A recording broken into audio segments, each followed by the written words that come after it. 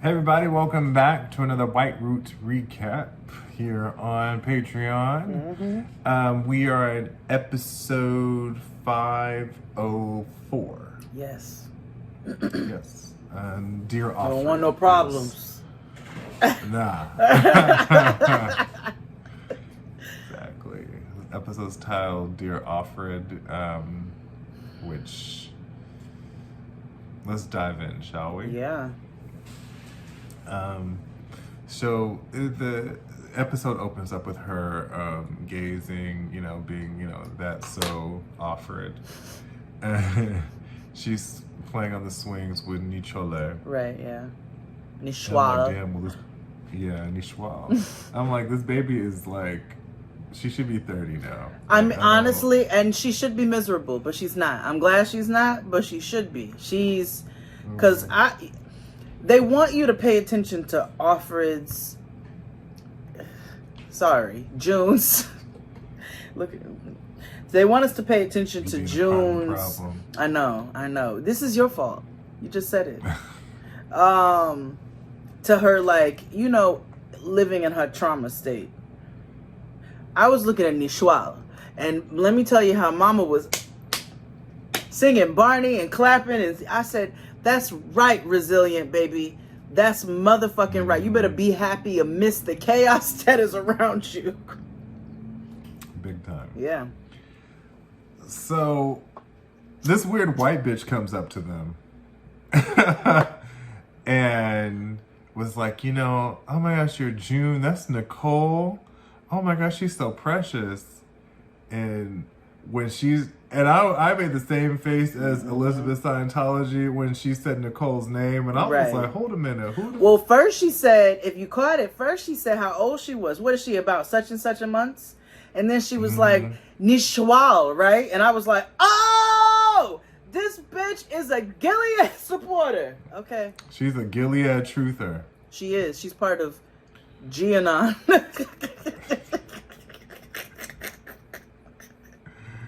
MAGA, Make America Gilead again. You know what I mean? Yeah. So, a lot of my notes say kill her, June. So,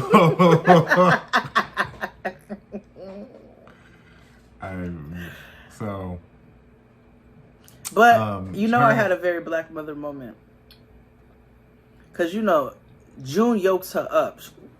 Don't you fucking... Yeah. And I was like, that's right. And I told you about that time my mother threatened that kid when my sister was in like second grade, kindergarten or second grade, one or the other.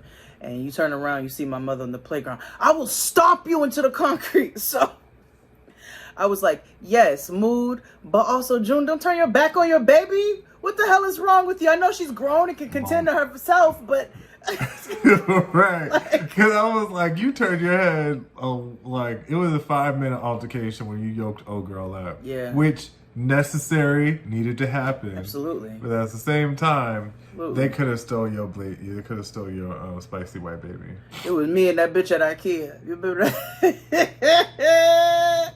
You remember that bitch gonna kick the cart while Noah was in it? Oh, at Old Navy. No. That was I will kick your baby in the head. IKEA was okay. The card thing. Yes, I remember this now. MLK Day, 2015, and I gotta run and go get some wine glasses for a client's. He wanted real wine glasses for an event, and so I was like, "Duh, IKEA, cheap. I get 6 of them in a pack, and I get mat packs." So we run, forgetting it was a holiday. And it's me, my husband, and my daughter. And so, IKEA's one aisle, one lane down the highway. So there is 2 ladies who keep stopping in the aisle. And I was, for 5 minutes, I rode with it. Okay, bet. And then I said, can you please, when y'all want to look at shit, pull your cart over to the side? This bitch got an attitude with me, and before I knew it, that's what it was. And I was like, all right, whatever. Like, I asked you nicely. Now I'm not about to be nice. Pull your shit to the side. So I'm going. Accidentally hit her in the back of the heels. I didn't do it on purpose. I would say if I did. And I apologize. I was like, my bad. That wasn't on purpose, even despite our last words. Like, I didn't do that intentionally. This bitch kicks the cart with my kid in it to try to teach me a lesson. When I tell you I body slammed her into one of them big baskets of teddy bears or whatever the fuck they had, I got that bitch together. Don't you ever, I don't care if you didn't touch her, don't you ever put nothing near nothing that my child is near. I will rock your motherfucking shit. But I did all that without turning my back. So I say all that to say, don't turn your back on that 30-year-old baby, June. Yeah. Proceed. Agreed. So, after she yokes old girl up, her and fake Barack Obama go talk to their therapist, their marriage counselor.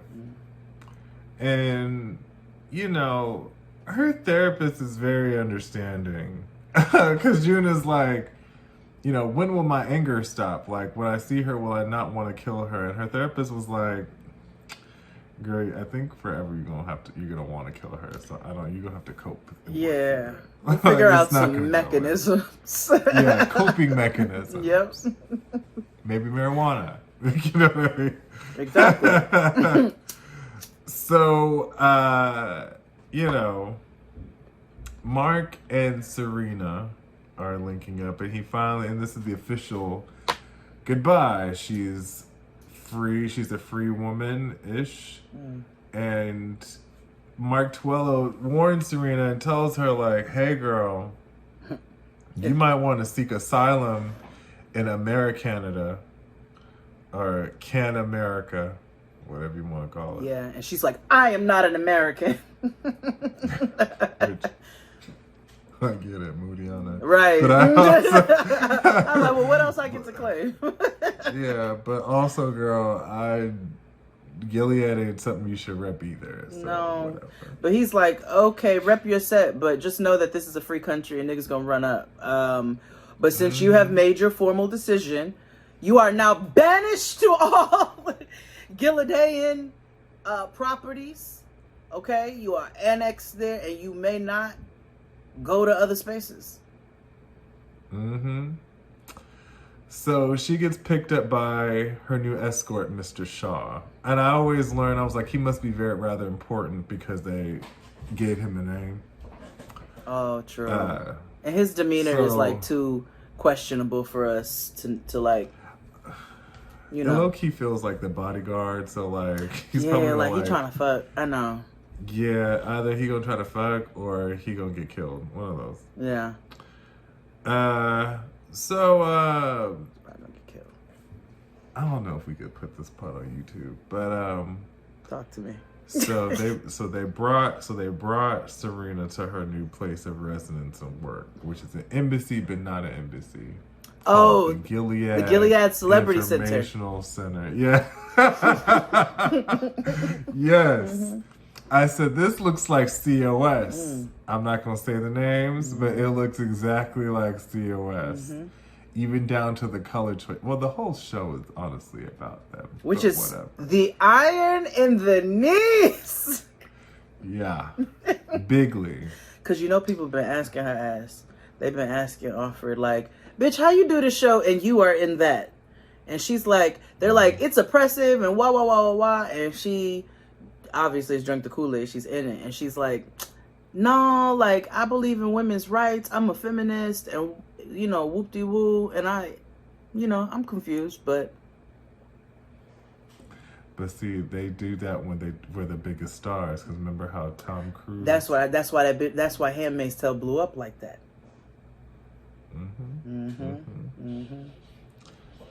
Illuminati. So yeah, she goes to the Church of Gilead. And they up here doing, you know, putting up shiplap and painting shit or whatever. Yeah, under his eye, emblems and sconces. Right. So Mark Twello goes to June's crib and, you know, they ask him about, you know, how's Black Hannah? And he's like, you know, she cool. You know, she alive. She smells good. Right. Yeah, she her hair's done. Yeah. And they mad because you up here talking about watching her, but you ain't take our daughter back. And it's like, hey guys, it's not that It's simple. not. You can't do that like that. Like that nigga will die, and so will Blana if they just try. Yeah. Like what? Exactly. It's a process. Exactly. In the words There of is a Canadians, it's a process. Right. So, you know, Mark tells them that Serena Joy is in representing the Church of Gilead. In Canada. Yeah, in Canada, and they are pissed. Okay. And June says, Keisha said, and I quote, "Hold on, wait a minute now. These motherfuckers got an embassy."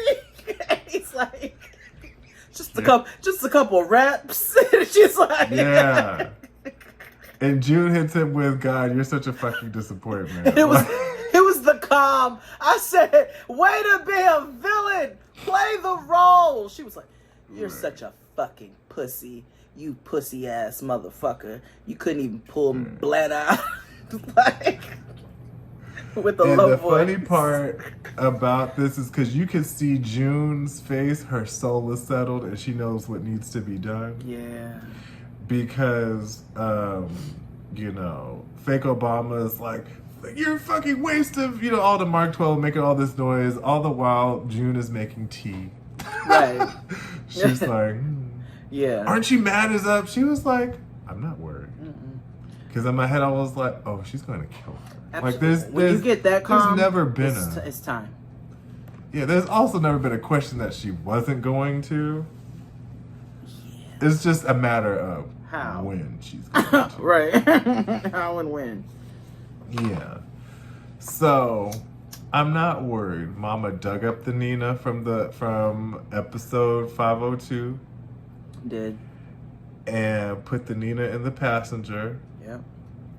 And she got in the car, in the Subs, and drove up to, the Gilead Cultural Center. Which I knew, it's clear she going through some things. But I said, this bitch didn't even go wash her hands afterwards. Like, how you feel comfortable with all that shit on your hands? She give a fuck. She was like, I got work to do. So when she pulls up to the Celebrity Center, we see all the followers with their lanterns. You know what I'm saying? Ready to praise. It was weird, too, because Serena just in the window, and they're just, like, looking up. And I was like, what kind of fucking shit is this? This is really that's exactly what it looked like when we pulled up to the spot. To the Celebrity Center. Mm-hmm. When we pulled up to the Celebrity Center and we seen all them people start walking like Walking Dead. That's how they was. So June and Serena stare at each other in the window, and Serena shook like she is scared. But again, the theme of the season is when a bitch is scared, bad things happen. I'm not gonna say good thing. But before June did the skirt up to Serena's window, because when I tell you, Mama did a full Fast and Furious 22, like zoom. And before that, she was having trouble releasing the clip because it was too slippery from the mud. So that was probably the best thing in that moment, because June was going to jail and it didn't allow her to do that in that moment. Yeah, I laughed because later on she cleans the gun and somebody asked her like, well, how'd you clean it? She was like, I learned on YouTube. On a YouTube I was like, video? I learned everything on YouTube. University Same of YouTube. Let me learn how to clean a gun from YouTube. Listen, Safety. I learned so much from YouTube University. Cause I thought she was about to what was that nigga's name? Not Hannibal Buress. What's the other nigga's name? The nigga who shot himself by accident in the car, the basketball player. You don't remember that? Hold on. I'm gonna tell you. Basketball player, shoots self in car. I bet you there's a watcher or supporter right now watching this, shouting out the answer. Yeah, you know they are, but what's that nigga's name? And it's you. And if it's you, comment below. Oh, wait a minute. Plaxico Burress. Oh, yes. Plaxico Burress. Remember when he accidentally... I thought that's what was getting ready to happen in June when she was slipping with that fucking... with the Nina. But, yeah, you know. Anyway, continue. So, you know, she comes back and tells Luke that she drove over there to kill Serena, and she don't know how to not stop thinking about shooting that bitch in the head. Yeah. Wow. And, you know, I'm assuming Luke has a white mother. Yes. Because he tells her the most white thing ever. We're going to get the building shut down. I know a couple people in City of Buildings. She'll be homeless by the end of the week. Yada, yada, yada. And June is kind of like, nigga, what? Okay, but what does that do for me? Like, I don't give a fuck about no codes. Yeah, like, what does that do for me? Nigga, what? Their water heater is out of whatever. Like, I don't give a fuck about none of that, motherfucker. I'm ready to kill. That's why I laughed when he showed up later to Serena. Serena was like, so you tell me that I have, like, plumbing issues? I can't wait to get to that part. I cannot fucking wait. I will say this, though.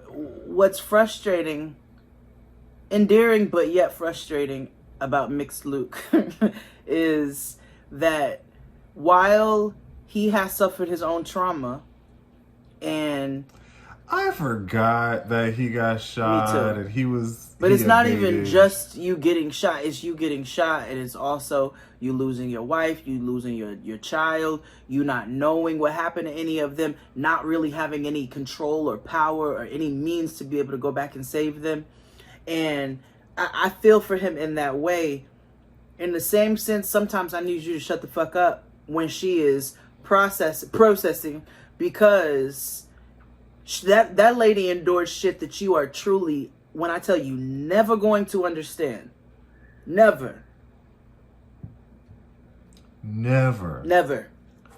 Which is why I always like when Poussey like comes and sometimes I look at her like, bitch, who the fuck are you? But then I'm also like, Poussey did go through a lot of that stuff. She did. She did, but she also was able to get over there a lot earlier than June. And then she was also working in a brothel. Like, she kind of had a different set of circumstances. So even though she definitely endured trauma, there's still certain levels that you're still not going to comprehend. So, back in Gilead, Auntie Lydia is helping Janine to rehabilitate. Now, this is the part of the story where I was like, white people have the nerve. Like, this is so dark and twisted and complicated that I don't want to be on Auntie Lydia's side.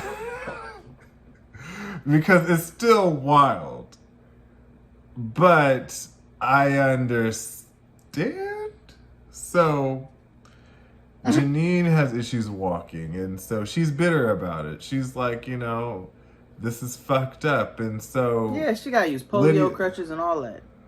Yeah, and Lydia's like, fuck Esther, she did this to you, and she's a threat to all the other girls. And Janina was like, whoa. She's a baby. I don't like the way you talk about a child like that. Before that, she was like, fuck the Bible, bitch. Stop talking to me about the motherfucking Bible. I don't want to hear no more. You know what's odd about this show? Because the Bible verses that they be using be hitting at the time. You be like, yes! Ooh, no.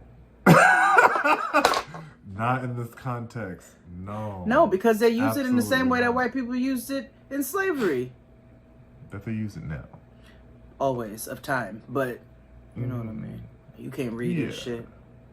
Yeah, exactly. But yeah, that's the part where I be struggling with, because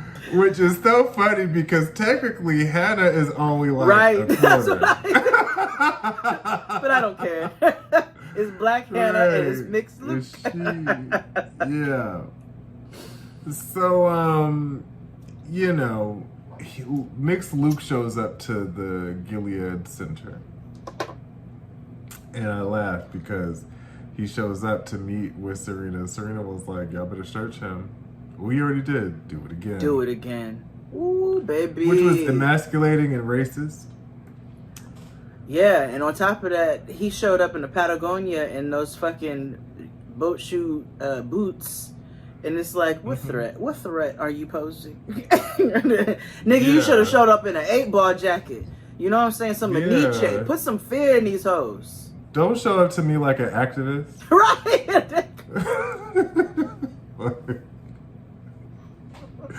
That nigga came. Right. Like an IT worker. Guard. Like, yeah. Nigga, come in here, guns blazing. I want Wu-Tang vibes when you walk up in this motherfucker. I want Triumph playing behind you when you walk in this motherfucker. You're not getting that when you look like you work for, like, you know, Uber or Capsule. You know what I mean? Right. Skechers. Yeah, like nothing like you a UX designer at Spotify. Like, that's just not gonna work for me. You know what I mean? No. Be like, come nigga, come fix this VIN and get the fuck out of here. Yeah. Fix my VoIP. Something's wrong with the portal, motherfucker. Fix it. Get out of here with this dick energy. Yeah, dick energy. So he's up here like, I have letters and proof. I'm shutting you down. And the building's getting shut down. And Serena's like, so you came to tell me that I have public plumbing problems. That's all you came to tell me? Like, she's like, oh, they forgot to pay the electricity bill? Okay. Yeah. And this is where the story turns because Luke tells her, which we all know, like, well, no, I came also to tell you that my wife is going to kill you.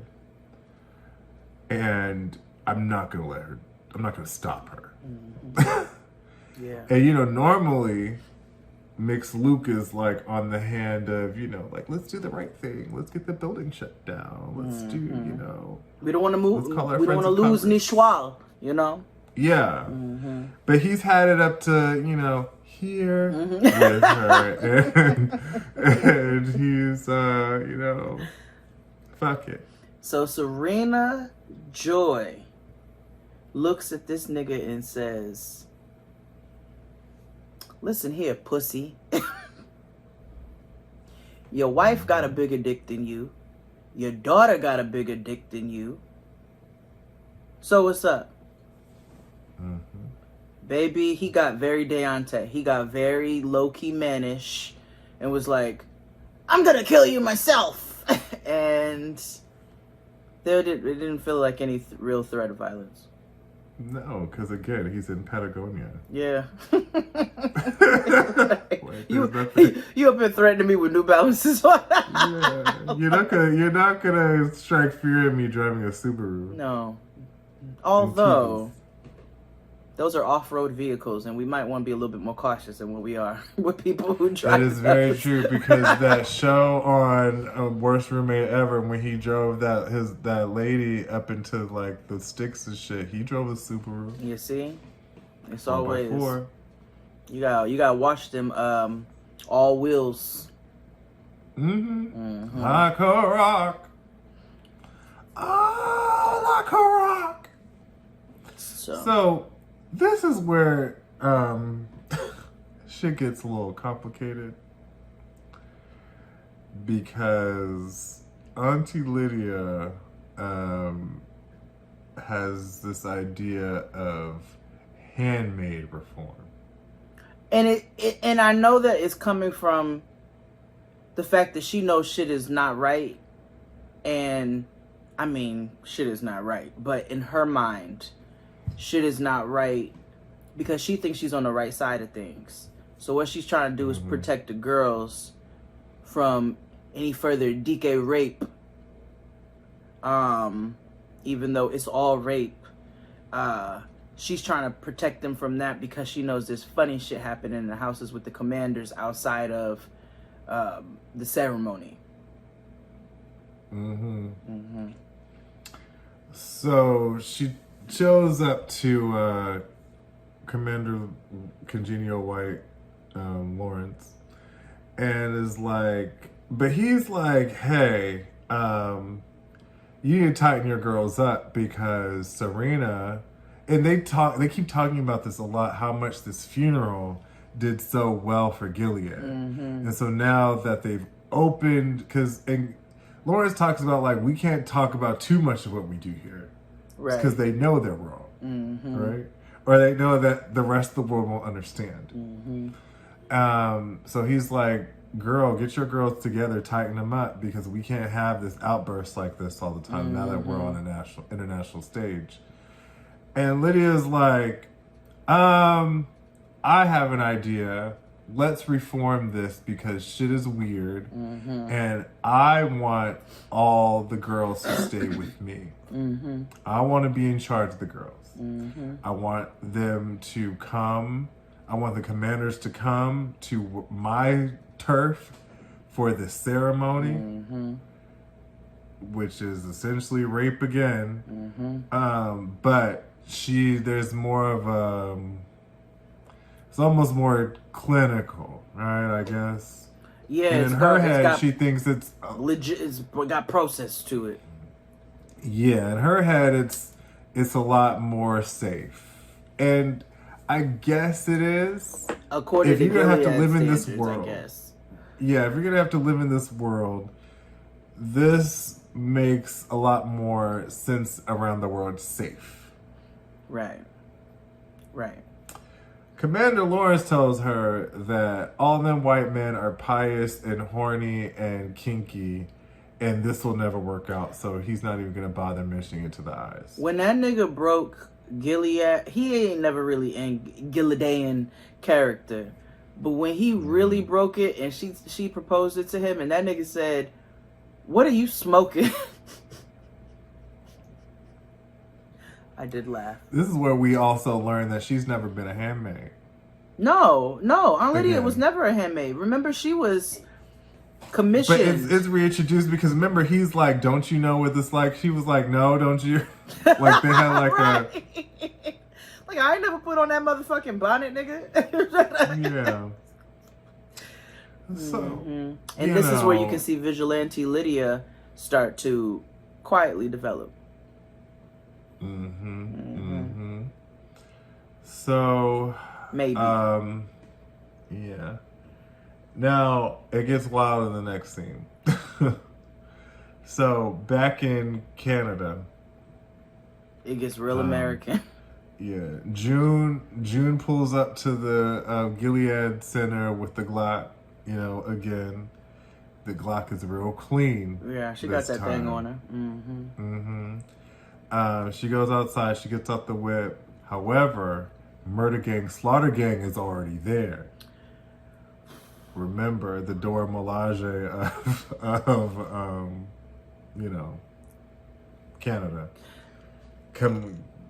She's also not alone this time, but June don't give a fuck who's there. Right. So little do we know that this is happening at the same time that Mixed Luke is cursing out Serena with his building violations. No, this is happening at the same time because remember Mixed Luke is with June when she pulls up this time. Serena is having a photo shoot. No, remember, because she's like, "What are you doing here?" Because you're right. He showed up. He showed up on some Spider-Man shit. Right. So, yeah, she's outside with Murder Gang, Slaughter Gang, because they come out of nowhere. Because her supporters and shit are outside. Yes, Serena's having a photo shoot. And she's like, "Why is there no natural light?" They were like, "Bitch, you can't be around windows right now. Yeah. It's not safe." Yeah. So, this white man outside gets real buck. Is like, you know, a Gilead truther, and eventually ends up punching Poussey in the face. Mm-hmm. And then June pulls out the gun on this white man. And I was like, keep my friend's name out your fucking mouth. You know? And then Luke happens to catch her like, it ain't worth it, Miss Seeley. Yeah, also, bitch, you are an immigrant. You've got, run! Yeah. Yes. So Poussey on the ground, knocked out. I know. And she was very White Curtis. Yeah, she knocked on the ground and talking about, get her out of here, get her out of here. Yeah. And so they rush to the back and they end up running into Serena, getting into the safe car. And they have a standoff, and it's like, June has every opportunity. Baby, it was very like, will June shoot Serena on the next episode? Yeah. Will she salvage her baby on the next Rocky and Bullwinkle?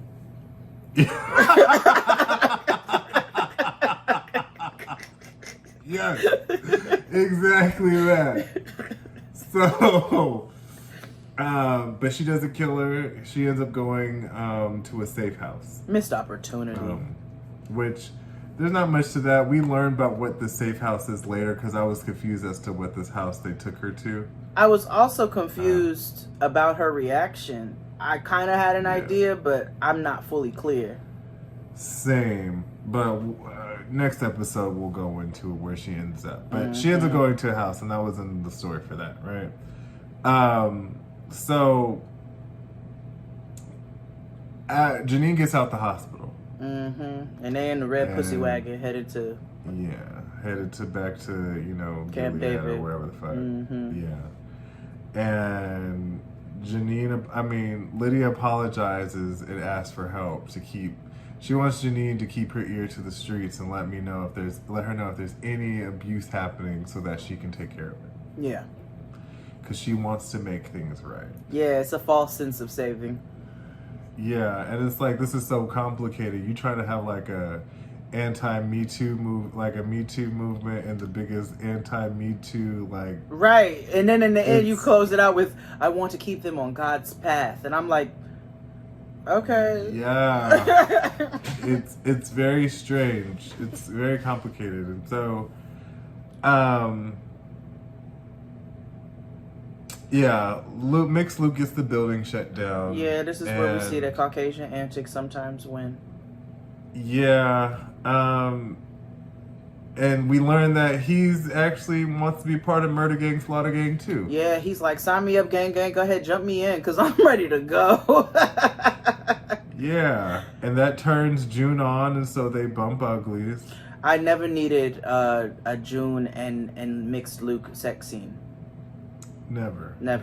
And then this nigga is like tenderly laying at the end with his silhouette. I was like... Yeah. And this is in conjunction, because remember they like to do the back and forth scenes. This is in conjunction with Serena being homeless and having to go to that safe house. And so she walks into this like Canadian version of her old house. And that's why I realized that, they don't have Marthas in the Gileadian households in Canada. They just got maids. So, yes. The lady answers the door with her Handmaid outfit on. And Serena looks uncomfortable when she goes in, because the wife comes down and she greets her, and it's very like, praise be under his eye, what a blessing from God, and gets down on her knees and starts talking to the baby. And Serena, it's almost like she has a like, damn, am I like that kind of moment. But I know we'll get more clarity, obviously, but I'm curious to see what's developing. It was very similar to what we saw in the beginning of the episode, of where she was uncomfortable with the handmaid situation, even though she fully got comfortable with it real quick, because white people love having slaves. Yeah. Yeah. So that's it for today's recap. We'll see you episode 505 next week. All right. Yeah, that's it. Bye, guys. Bye.